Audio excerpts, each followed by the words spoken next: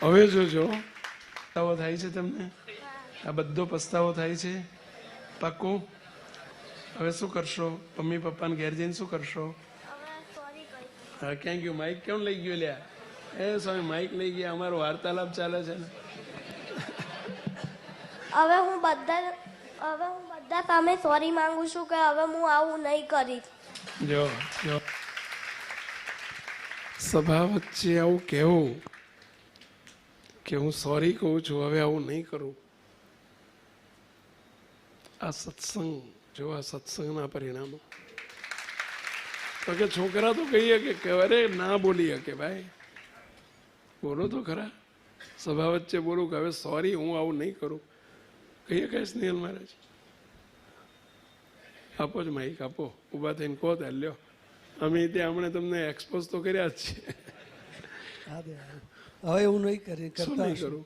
ગુસ્સો નહીં કરીએ, કોઈને બોલશું નહીં અને પોતાના અવગુણ જોઈશું અને સામેના ગુણ જોઈશું. સાચું. અને સભા વચ્ચે ફરીથી કહું છું કે સ્વામીની આજ્ઞા અનુસાર આથી જીવનમાં પરિવર્તન લાવી અને દરેકમાં ગુણ જોઈશું અને કોઈ ભૂલચૂક થઈ હોય તો બધા રાજી રહેજો. સંતો હરિભક્તોની માફી માગો. એમની ભૂલ તો બહુ નહીં થઈ હોય, આમની બહુ કરી હશે.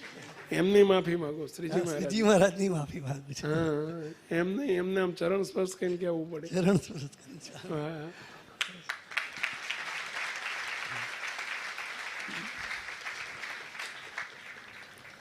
તો હવે આવું કહેવાથી એ નાના થઈ ગયા એમ માનો છો? અરે મોટપ વધી.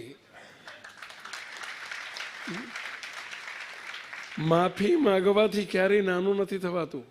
માફી માગવાથી બહુ મહાન બનાય છે.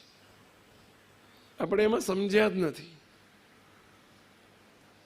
માફી માગતા શીખો, આપણી ભૂલને કબૂલ કરતા શીખો, સામેનાની માફી માગતા શીખો. માફી મગાવો નહીં, માફી માગો.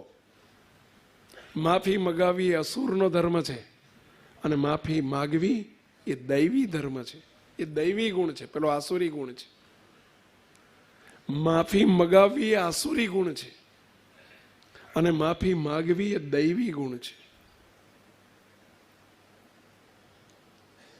આપણે દૈવી ગુણ શીખજો.